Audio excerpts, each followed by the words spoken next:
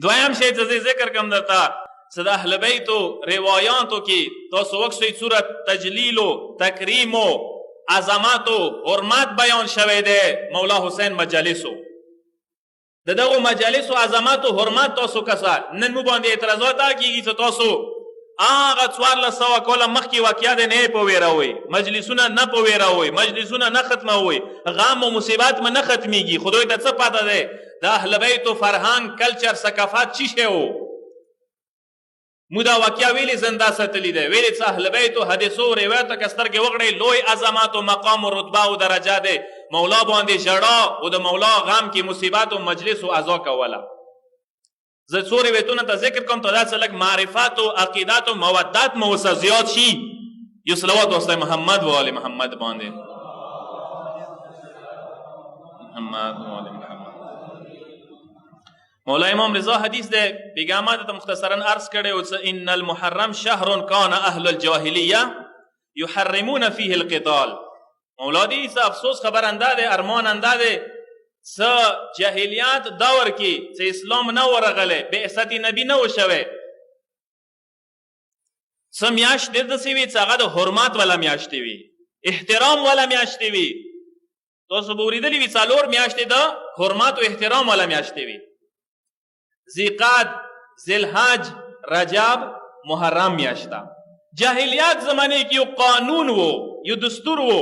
لیکل شوی و چې دا د حرمت میاشتې دي جنګونه به کوو ټیک دی قبایل وو خو دغې میاشتې کې به جنګ نه وي جدال به نه وي کشتار به نه وي فساد فتنه به ورکې نه کوو اسلام څه کله راغو دا یوه نکته ته ذکر کوم فایدهمنه دی اسلام داسې نه دی چې راغلی دی بیخ بنیاد نه سابقه گذشته والا قوانین لوړولي وي لږ سوچه په وکړئ دغې نکتې باندې مو ته په کار راځي اسلام بیخ بنیاد نه سابقه قوانین نه ولوړول بلکې درې قسم ته کار یې اوسه کړی دی اثباتي اصلاحي او حذفي اثباتي مطلب دا دی چې ځنه قوانین داسې و چې اسلام ولیدل پیغمبر ولیدل چې هغه ښه قوانین دي هغه مصلحت ورکې د حکمت نه ډاک دي فایدهمند دي هغه یې پرېږدول هغه یې ختم نه کړل هغوی باندې سټمپ د اسلام ویلو چې دا قانون اسلام مني ځنه قوانین داسې و چې هغه یې مکمل حذف یې کړل ډیلیټ یې کړل هغوی نه ابطال د مهر د ابطال ولګول چې دا قانون نه چلیږي مثلا چا به څه بچی وشوله بده به ونې لګي دا زنده به درګور کوله اسلام دا قانون مکمل ختم کړل بأي ذنب قتلت کومې ګناه کې تاسو دا قتلوئ یا دریم قسم ته راویه اصلاحي ځنه قوانین داسې وو چې لږ څه اصلاح یې ورکې وکړله لږه تبدیلي یې ورکې راوستله مقصد یې ویر کړلو ډایرکشن یې ویر کړلو اصلاحات یې ورکې وکړل مغه قانون و خو لږې درست کړلو لګي نور بهتر کړلو لګي نور ترقی ویر کړلا دی مثالونه شته خو ځانده سي نوروز والا مثال به در کوم بهر حال نوروز یو قسم ته فارس کی عید ده بهر حال خو اسلامي هم